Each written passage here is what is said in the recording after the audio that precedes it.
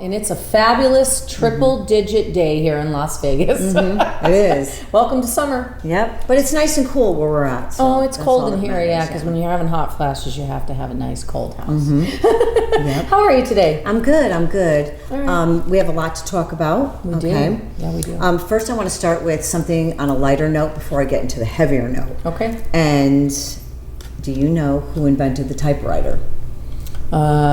I do not, but I did take typing class in high school, and I know those keys. So who invented it? Me too. Italians invented it. Of course they did. Okay. Who else invented the freaking typewriter? Yes. Hey. And I have another question. Wait, I have to tell a funny story. Okay, My go dad, we had a typewriter, one of those old typewriters when I was a little girl. My dad used to sit at the table and he used to do his best to try and type. He was terrible. Well, one night he was sitting at the typewriter and he was punching them things, yes, mother. And finally he picked it. I'll never forget, I was in the other room playing with my doll. Doo-doo-doo. And Dad picked that thing up and he threw it against the wall and busted into a million. That was the end of the typewriter, okay? That's my typewriter story. That's the Italian typewriter I story. love it. I love it. And he invented how to destroy it. All right? So anyways, here's a little trivia question. How many gallons of wine a year does the average Italian in Italy drink? Ooh, that's a good one. Doo-doo-doo-doo. What is it? 26 gallons. 26 gallons? Yeah. Holy cow. But you got to remember the wine in Italy has no phosphates, and it's so different than what we have here. It is. It's good. Beautiful. I think as I get older, I'm getting more into wines, more into the reds and the blends and stuff than I ever did when I was younger. I don't know what that is. I don't know. I'm not quite sure why there's become an acquired taste for wines as I get older. And as we get older, well, look at me. I'm getting older, and I had wine last week. So there you go. Yeah. Yeah. Okay. So here we go. We have something that's heavy on my heart to talk about, and most of you that are on my Facebook know what I'm doing with this Fair Oaks Farms investigation. Man. So explain, there was a video put out last week. Yeah, and I have... By Fair Oaks Farms, and we're going to show a clip now.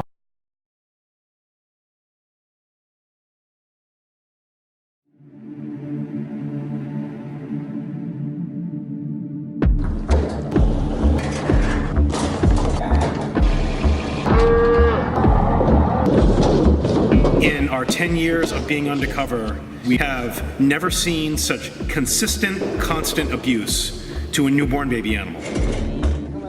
That was the most disgusting thing, what they did with those poor baby calves. How do they get away with that? Well, not only that, there was clearly people doing cocaine on site, okay? And employees, just was a lot of torture and violence and towards the animals, which is really disgusting. And it's crazy because I buy those products in the store. I buy that milk. That milk is actually really good. And I'm thinking, God, they threw those baby calves in the back of those trucks like they were nothing, and they were beating on their heads when they were trying to feed them the milk.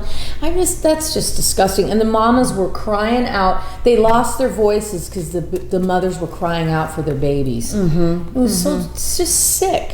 Sick. Well, let me give you some information, those of you that don't know. This gentleman, and I really shouldn't call him a gentleman, scratch that off, okay? This terrorist. This garbage man, Mike St. John, in 2012 opened up these farms, and there's 30 of them around our country. Oh my God. And ARM went under investigation and did a 3-year investigation, which I'm so upset with ARM, their investigators, because how do you stand to look at that for 3 years and not want to intervene? Expose them. That's, I mean, and why I don't aren't get they it. shut down? Yeah, why aren't they shut down? I mean, they shut down the stupidest things. They shut down athletes for saying one wrong word. They shut down these ridiculous operations for one stupid slip up. And yet, here's a farm that's brutalizing animals, and they don't shut them down. I don't get it. Yeah, and then Coca-Cola is affiliated with this organization, and Coca-Cola needs to pull out like ASAP. That's disgusting. It's really bad. It's really bad. Wow.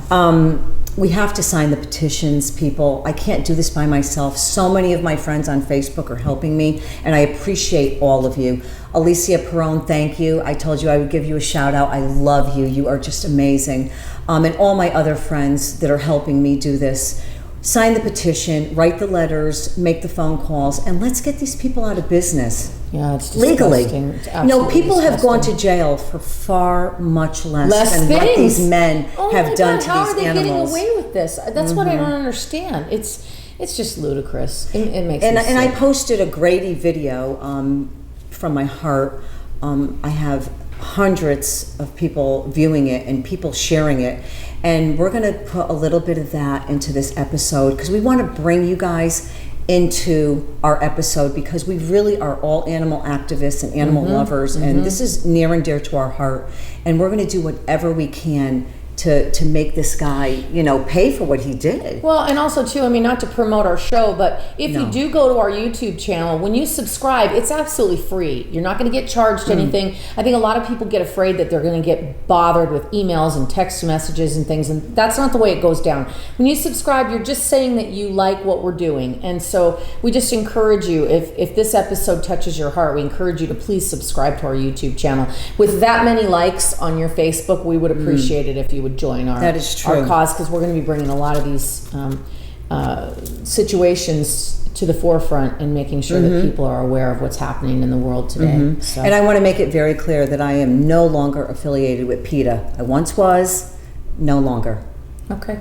So what's on your summer bucket list? I'm going to my godson's wedding. He's getting married September 27th in Connecticut. Okay. Big Italian wedding, 300 people. Wow. So I'm looking forward to that. And Every time I meet somebody from Connecticut in the line in the Rat Pack show, I go, "Oh, Connecticut! My son just learned how to spell that." yeah, it's a big one. It's a big word. Oh, he's only 14. You learned how to spell that years ago. Anyway, Yeah. so I'm bringing my son to California. We're going to have a little beach getaway this summer for something to do.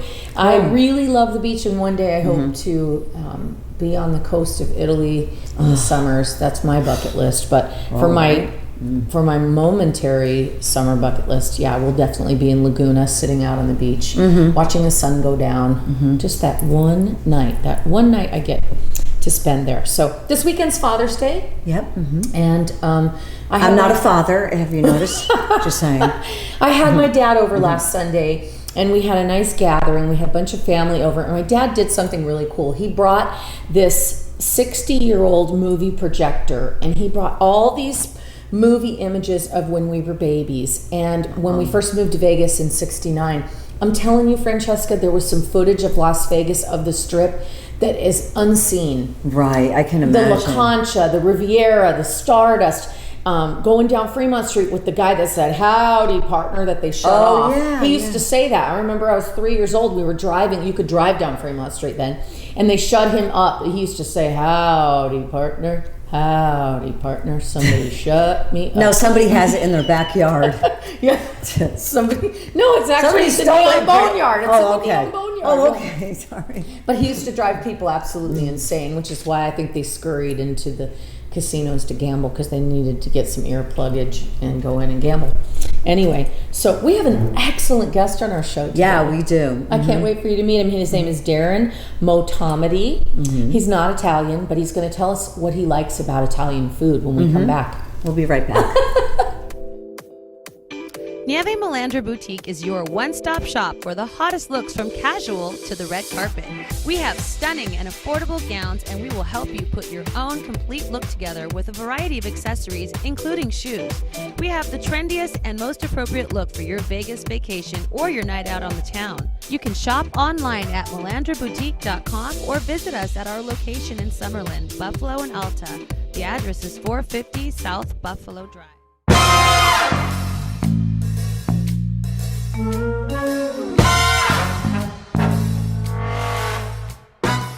Hey, here we are today, and we have a very special guest on our show, my dear friend and colleague, Darren Motamedy. Motamedy. Welcome. Thank you. You are just an amazing force to be reckoned with. Tell us about Really? yourself. Yeah. Well, I've been a musician for 50 years. Jeez. 50, I know, that's a long time. That was a long time. Very long time. I'm a saxophone player, obviously. Beautiful. 14 albums out. Oh, I play nationally. In fact, I was just in San Jose this weekend, and my wife and I got off the plane, and they were playing one of my songs. are you kidding me? Yeah, it was a great omen. Oh my gosh. Well, Yeah, that's called really amazing. so Double cool. cachet. So let's go back. So where were you born? Los Angeles. You were born in LA. Yeah. Okay. Yeah, I still love LA. I'd love to live in LA, but this is the next best thing. Hello. Las Vegas. Yeah, it's close. You know, and everybody from LA is moving here. Yeah. Really, they are. It's like cheap, beautiful, Yeah. great streets, Yeah. great restaurants, Oh yeah. great shows. We get to work together. Yeah. It's amazing. That's fun. Yeah. So your family, where's your family from originally? Well, my father is from Iran. Iran. So, yeah, so oh, okay. I'm Persian. Ooh. And so my father was a doctor. So he was a pediatrician. And my grandfather was the ambassador to Canada and on the First League of Nations. And so for me, I always wanted to do something that was similar to them. So my grandfather was all about world peace. My father was all about healing children.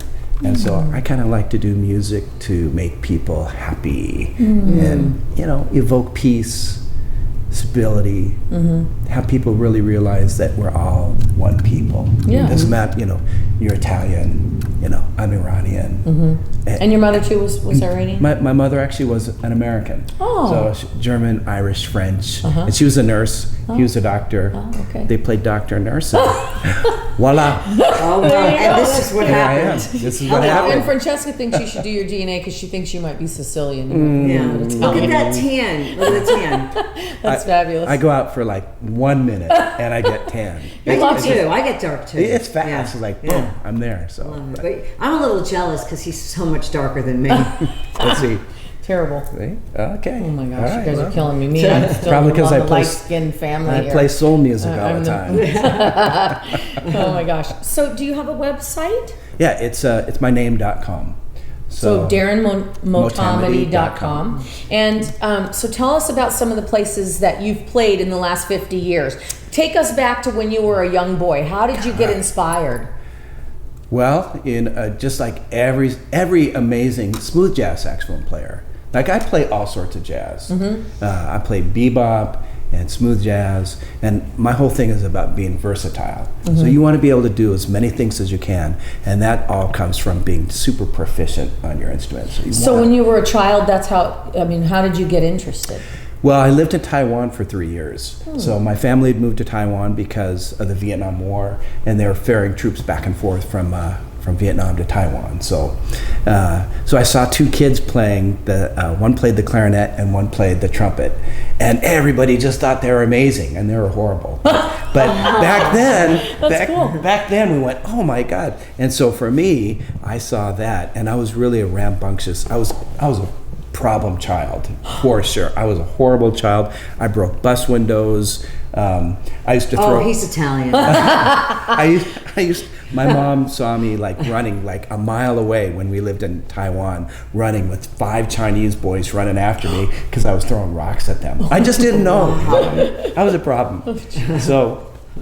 So when I moved to America, I ended up living in Washington State for 40 years. Oh, when wow. I moved to America, we got introduced to different instruments, and I said, "That's what I want to do. That's what I want to do." Now, was it somebody in particular that influenced you other than watching those two young kids play? Well, for sure. If you look at guys like Grover Washington Jr. and Ronnie Laws, I just did a concert with Ronnie Laws 2 weeks ago. And if you're a jazz aficionado, you know Ronnie Laws. He is like the epitome of jazz style playing, and Grover. And I used to watch these guys all the time, and now I got a chance to play with them too, which was really cool to play with your dream people. It'd be like if you had a chance to hang with Sinatra again. Yeah, and sure, yeah. things like that. And Yeah. it's really phenomenal. So I used to listen to Grover all the time, and Kenny G grew up in Washington, so he was a huge influence on What me. happened to him? amazing. Where is he? He lives in still around? Malibu. Yeah, Okay. I just saw him a little while ago, back in November, and the guitar player that produces all my records is his guitar player. So he and I are best friends. And, Wonderful. Yeah, so I had a chance to talk to Kenny again in November. That's cool. Super nice guy. and he's a really hard worker. People think, oh, he's just like this slouch sax player. He's a hard worker. He practices 3 hours a day. So I think that's key too. So I understand that you are involved in the school system here in Las Vegas. Do tell. Well, I've been a teacher for 15 or so years. Oh, wow. Yeah. And what do you just teach basic school, or do you teach music? No, I'm a musician, so I teach band. Wonderful. So I have, when I started my program in Las Vegas, I had about 180 kids in my program. I have 400 kids in my program. Are you in different schools or just one? Same school. What? Yeah, Johnson Junior High School. Okay. It's a great school, really great. It's really evolved a lot. And so you deal with junior high students, 6th to 8th grade? Yeah, and it's super challenging because junior high kids, as you know, anybody has, junior high kids are nuts. They're nuts. But they are beautiful. And when I get cards at the end of the year, this little girl brought me this little, her name is Khadisha Mohammed. This is from Syria. And she came up and she goes, Mr. Mo, and she gives me this little card, and it's on lined paper, to Mr. Mo, and I open it up, it says, I love you. I was like, come on. That is amazing. So you're influencing people not only through music, but just through kindness and through being an amazing, genuine man. I mean, that's amazing. That's awesome. I think kindness is the key. And, our school is great because we're an IB school, and IB means International Baccalaureate. So we really focus on world events and how America influences other people, and how we do things is not necessarily the same way that other people do things, but it's all good. It's all, gato is cat, right? So in Spanish, gato is cat, and we say cat, but it's the same thing. It's the same thing, and people argue about language, and we're all the same. And I really try to stress in music, and I talk about it at my shows all the time, just the importance of being peaceful to each other, and not listening to the media all the time, or what our presidents, I'll say presidents, not just the current president, but what we hear on the radio and TV is not really accurate. When we bomb other people in other countries, those are women and children, just like here. Just like if our children were killed from foreign enemies, So we just need to look at the world that we're all from the same seed. And that's why I love playing music, because if you come to my shows, you'll see that it's every nationality is there. And I think it's because I'm Persian that people of every race kind of have this ability to relate to me, because black people love my music, and white people love my music, and Persian Persian and purple people, and black and orange people. It's awesome. It's all good. It's all about love, and living a special day, and just being kind to each other, and accepting people, and that's cool. And that's why during class, when we get out of class, I like to walk around the school during lunch and see my kids, because they'll come up and say hi to me, and it's out of this formal atmosphere, and we're just people. And when they're enjoying food, and I think we talk about this a lot as Italians, is food brings joy to people. And so, speaking of food, what is your favorite Italian food? I knew you were going to ask me that. I like every kind of food. My wife makes me food, and I always say, that's amazing, that's just amazing, and she'll bring me a sandwich, and this is the best sandwich I've ever had. What is your favorite Italian food? Well, I love eggplant dishes. Ooh, me too. That's one my of favorite. My favorites. But probably because it's like an Iranian dish too. Iranians love eggplant, and so. But I love eggplant. How do you say it? Parmesan. Parmesan. Okay. Parmesan. You have the right accent. So. But I love that. Faker. Yeah, I love that. So I met Darren at the Rat Pack. He sits in and plays with us once in a while, and just had a pleasure of getting to know you and stuff. And I know that you also play up in Seattle a lot. I hear that you are quite a big name there. When we toured there last year, I had several musicians that I spoke to, and they just spoke so highly of you and how you headline there all the time. Well, I play at a casino there. Actually, I play all over in Seattle, and I had a jam session for 30 years in Seattle. So Really? yeah, and musicians all from everywhere. Tower Power guys would come sit in. It's kind of like Fat City Horns, you know, Oh, Santa yeah. Fe. Yeah. My group is that popular up there. So I play at the Muckleshoot What Casino. brought you up there to begin with? How did you go from Vegas up to Seattle? You just Well, I lived in Seattle for 40 years. okay, so that was part of where. Okay, Yeah. all right. And since I grew up in Taiwan and Los Angeles. When we moved to Seattle, it was like, oh my God. First of all, the first thing out of my mouth was, where are the black people? Because when I grew up in LA and Taiwan, it was a huge melting pot of all sorts of cultures. Really? Yeah. And Taiwan, it was really the same thing because it's military based. So, Okay. you know, it's all kind of all inclusive. When I went to Washington, it was really a white collar town of Boeing. Boeing was the major industry there.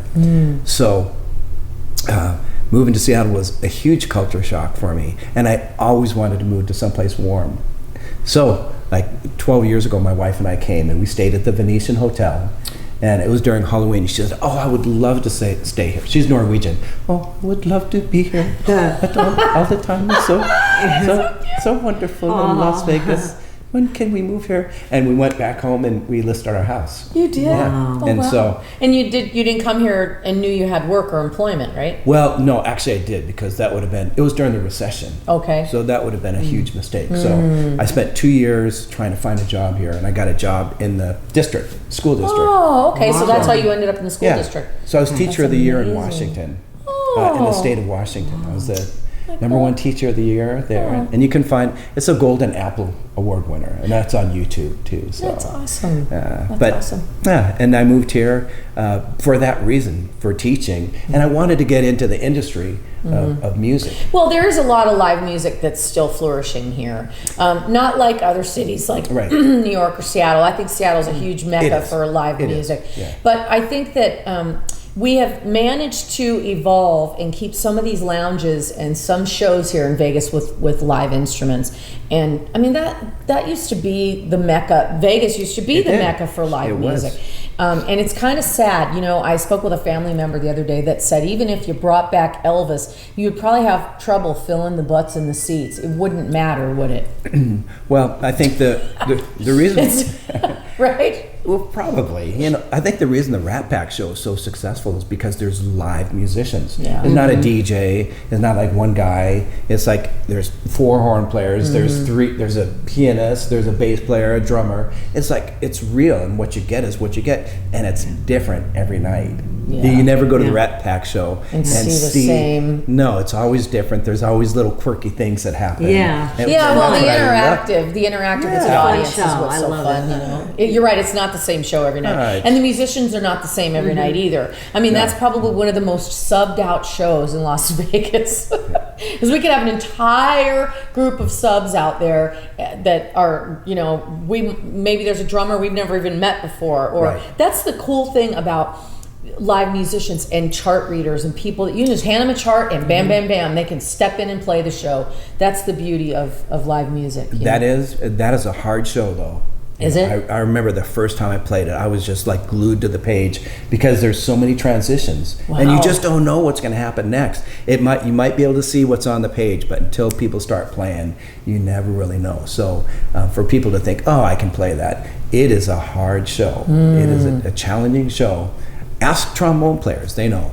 Really? Oh yeah, yeah. It's really hard for trombone Yeah. players. I had a brief interlude with reading music, so I sort of understand it. And it's a totally different language. It really is a language of its own, reading music. And speaking of reading music, do you want to play us a little something and play us into our commercial? Sure. Okay. I don't know what to play. Well, just play anything that you love. Because Mary you Had a are Little amazing. Lamb. Oh, don't No, just say kidding. that. I'm kidding. What He's key? a jazz guy. I'm girl. kidding. What the hell's the matter with you? That's my twisted humor. Don't forget to check out DarrenMotamedy.com. We will put that up for you now. And here is Darren playing for you. Amazing.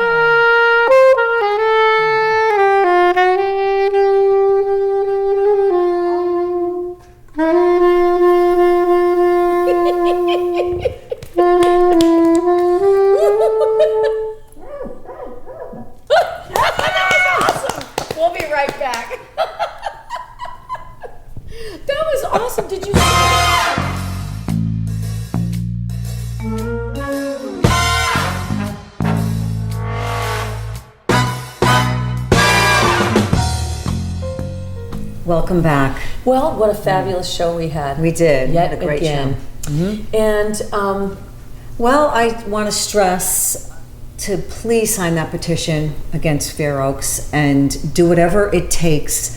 The emails, the phone calls, I can't do this without your support. Please, people, it's so important that we shut down this Fair Oaks. This abuse, animal abuse Abusive. institution. yeah, it's crazy. Yeah, it's really crazy. So stay cool. It's going to be very hot in Las Vegas and all across the country. The summer is upon us. Drink lots of water. And next week on our show, we have a fabulous guest. His name is Ryan Baker. He's going to talk about what he's doing here in Las Vegas. He's a singer and runs his own operation here in Las Vegas in the lounges. And so we're really excited to have him on the show.